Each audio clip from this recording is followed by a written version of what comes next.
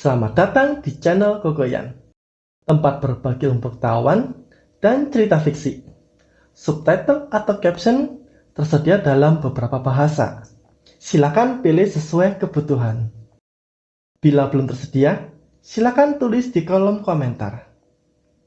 Semoga hari kalian menyenangkan dan semuanya berjalan lancar. Video ini adalah kelanjutan seri Segel Waktu.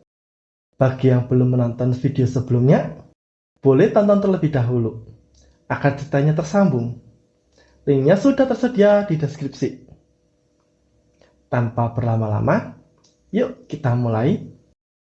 Siapkan kopi, duduk yang nyaman, dan nikmati cerita berikut ini.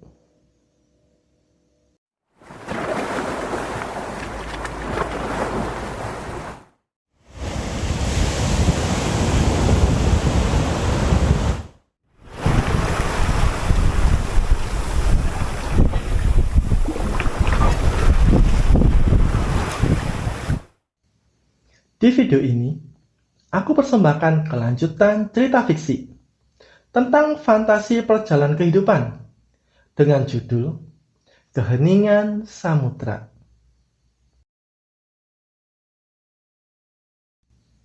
Sebelumnya, di seri Segel Waktu, Al, Nade, dan Ming mencari bantuan dari Sil di Bukit Sil.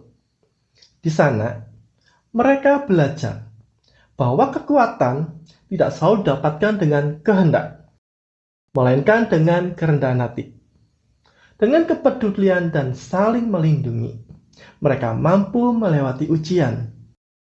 Di puncak bukit, atas niat tulus Ming untuk meminta bantuan, Sil menerima permintaannya dan menyertai perjalanan mereka.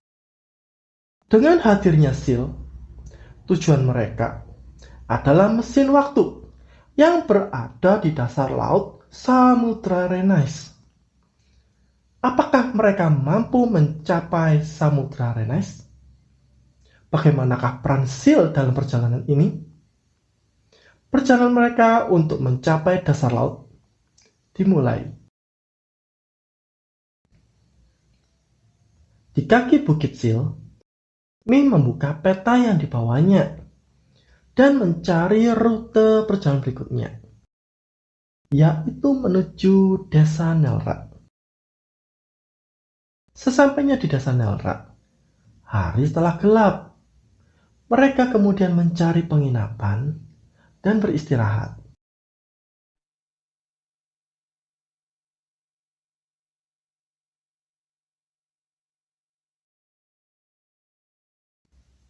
Keesokan paginya, mereka membagi tugas untuk mencari informasi mengenai cara mencapai Samudra Renais. Desa Nelrak adalah desa nelayan yang makmur. Walaupun berbatasan langsung dengan samudra, desa ini tidak pernah mengalami bencana alam apapun. Wilayahnya tidak terlalu luas. Bangunannya juga sederhana. Banyak pedagang dari wilayah lain berdatangan untuk membeli hasil laut yang segar. Desa ini juga menjadi tujuan wisatawan karena pemandangan laut yang luas dan indah. Wisata menyelam, memancing di laut yang tenang, serta pernak-pernik cendera mata. Al menuju dermaga untuk mencari jasa perahu yang dapat mengantarkan mereka ke Samudra Renais. Nade menuju pemukiman nelayan untuk mencari informasi seputar dasar laut. Sementara itu, Ming berbincang-bincang dengan Sil, sekaligus membeli bekal perjalanan. Setelah 1 jam berlalu, mereka memperoleh berbagai kisah dari para nelayan dan penduduk sekitar. Untuk mencapai Samudra Renais, hanya ada 2 nelayan berpengalaman di desa tersebut. Salah satunya sedang pulang ke kampung halamannya. Dan baru kembali sebulan kemudian. Mereka juga mendapatkan petunjuk menuju rumah nelayan lainnya. Saat tiba di rumah nelayan tersebut, mereka disambut oleh ayah nelayan. Setelah menyampaikan maksud kedatangannya, beliau menjelaskan bahwa anaknya sedang jatuh sakit parah dan tidak dapat membantu. Berbagai obat maupun tabib telah dicoba, namun tidak dapat menyembuhkannya. Sebagai bantuan kecil, beliau membalikan sebuah perahu tua yang sudah tidak digunakannya lagi sejak masa pensiunnya. Ming kemudian bertanya lebih lengkap tentang Samudra Renais dan dijelaskan bahwa samudra terbagi menjadi 3 zona: hijau, kuning, dan merah. Zona hijau aman untuk bermain air laut bagi wisatawan dan para penduduk. Zona kuning cocok untuk menyelam dan memancing, serta kaya akan hasil laut bagi para nelayan. Zona merah adalah wilayah berbahaya. Konon, di bawah awan hitam, kerap muncul makhluk laut yang menyerang siapapun di wilayah tersebut. Walaupun demikian, terlihat suatu bangunan di dasar laut saat aktivitas selam permukaan di batas zona merah. Bangunan itu tampak megah dan indah. Mereka menyebutnya sebagai Istana Laut Arkais dan dipercaya sebagai milik Dewi Laut bernama Renais. Tak ada yang mampu menyelam sedalam itu, sehingga mereka hanya menikmatinya sebagai wisata pemandangan dasar laut. Untuk mencapai batas zona merah, para nelayan biasanya membutuhkan waktu sekitar 1 jam dari bibir pantai. Sedangkan untuk mendekati lokasi Istana Laut, diperlukan waktu sekitar 1,5 jam dari batas zona merah. Tanpa adanya bantuan lain, Al-Nadir dan Ming akhirnya menerima perahu tua tersebut dan berlayar menuju samudra. Perahu itu berukuran kecil, sebuah dayung di tiap sisi kanan dan kiri, sebuah tiang dan layar di tengah perahu. Mereka naik ke perahu dan mulai mendayung. Nadir di depan untuk memantau arah, sedangkan Al dan Ming bertugas mendayung di sisi kiri dan kanan perahu. Laju perahu terasa lambat. Hal ini disebabkan tidak adanya kemampuan dalam menggunakan perahu, sehingga tidak ada yang tahu cara mendayung dengan baik dan benar. Di setiap dayungan, arah perahu tidak menentu, kadang ke kiri, kadang ke kanan.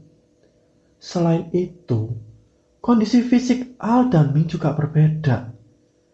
Al terbiasa melakukan pekerjaan berat, sementara Ming lebih banyak menghabiskan waktu membaca buku. Ming sering beristirahat sebentar untuk meredakan nyeri otot di sekitar bahunya. Mereka berlayar pada siang hari saat angin bertiup dari laut ke daratan. Sinar matahari yang terik membuat mereka semakin mudah lelah. Sekitar 1 jam telah berlalu. Tenaga dan semangat mereka terkuras habis. Desa masih terlihat jelas di belakang mereka, yang menandakan jarak ke tujuan masih sangat jauh. Tenaga untuk kembali pun sudah tidak ada. Dalam kelelahan dan putus asa, Al berteriak sekencang-kencangnya, "Kenapa susah sekali?" Saat hendak menanggapi teriakan Al, Ming teringat sesuatu dan berkata, "Bantulah kami, Sil." Sil lalu muncul di hadapan mereka. "Bukalah layarnya." Mereka lantas membuka layar perahu. "Berpeganganlah," ucap Sil yang berada di samping Nade. Mereka kemudian berpegangan, sekaligus kebingungan untuk apa.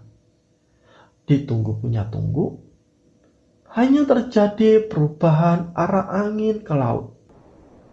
Tapi sepoi-sepoi, perahu tidak bergerak sedikit pun. Tiba-tiba, datang hembusan angin yang sangat kencang. Perahu sentak dan melaju dengan cepat. Mereka pun terkejut dan panik karena pegangan hampir terlepas. Dalam kepanikan itu, Lee berteriak, "Sil, ini terlalu kencang." Hembusan angin kemudian melambat. Perahu meluncur dengan nyaman. Mereka lantas duduk santai sambil menikmati pemandangan laut yang luas dan indah. Desa tampak makin mengecil seiring jarak mereka yang semakin menjauh. Sekitar 1 jam telah berlalu. "Aku pamit sebentar ya," ucap Sil sambil perlahan menghilang. Mereka pun mengiyakan dan kembali menikmati perjalanan menuju Samudra Renes. Tanpa kehadiran Sil, kekuatan angin semakin lemah. Perahu melaju juga semakin lambat. Perahu sudah berlayar cukup lama sejak Sil berpamitan. "Di depan mendung," ucap Nade sambil menunjuk ke arah awan gelap yang jauh di depan. Awan gelap itu seolah bergerak cepat dan melewati mereka hingga seluruh langit di sekeliling berubah menjadi gelap. Guntur dan halilintar saling bersahutan. Tak lama kemudian, laju perahu melambat dan akhirnya berhenti. Air laut mulai bergejolak hebat. Mereka seketika panik dan ketakutan. Dari kedalaman laut, sesuatu muncul dan menjulang tinggi di dekat perahu. Dari pantulan kilat, terlihat permukaannya menyerupai tentakel. Lalu sosok bola muncul ke permukaan dengan ukurannya jauh lebih besar. Dengan kilatan cahaya yang semakin sering, wujud makhluk itu semakin terlihat jelas.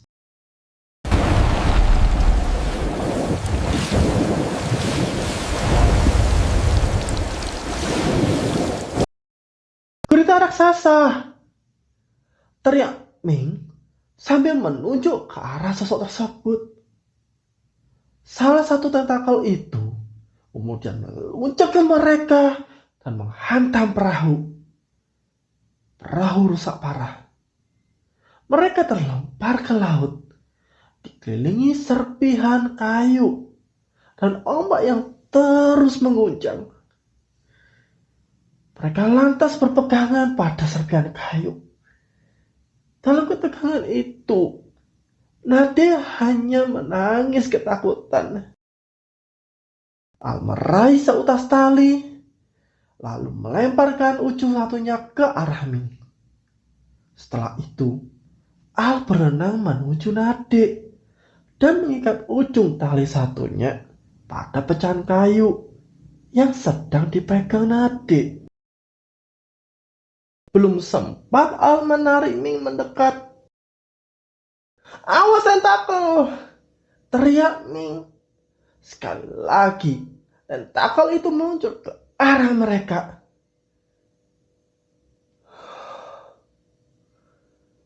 Ming sontak mengangkat tangannya seolah mencoba menahan serangan sambil memejamkan mata. Tidak ada benturan, tak terdengar sesuatu. Masih dalam posisi menunduk, Ming lantas membuka mata. Ombak di sekitarnya agak tenang. Ming kemudian menengadah ke arah gurita tadi.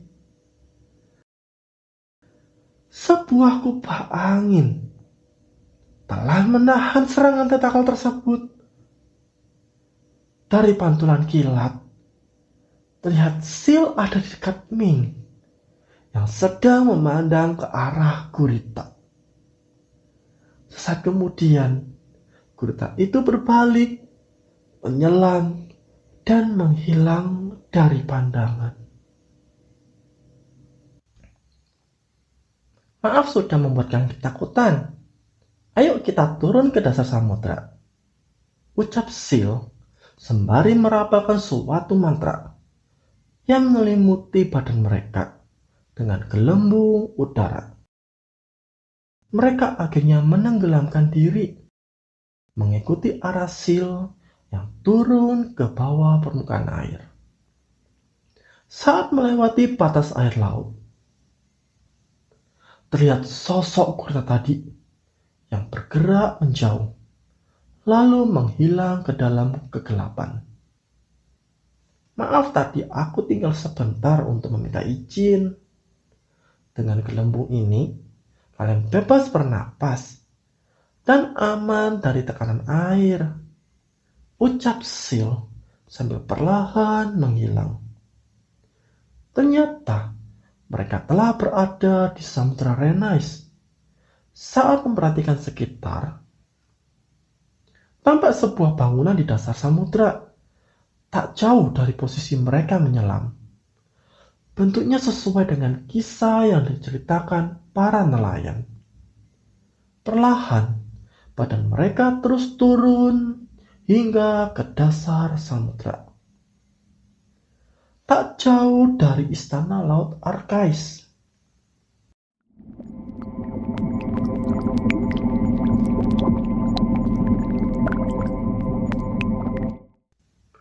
Apakah yang menanti mereka di dalam istana laut? Akankah mereka berhasil mencapai mesin waktu? Apakah kamu dapat menebak kelanjutan ceritanya? Tulis di kolom komentar. Nantikan episode berikutnya hanya di Kokoyan. Dukung dengan suka dan bagikan video ini. Subscribe untuk mendapatkan notifikasi video berikutnya. Mohon maaf bila ada kesalahan. Terima kasih dan sampai jumpa di video berikutnya.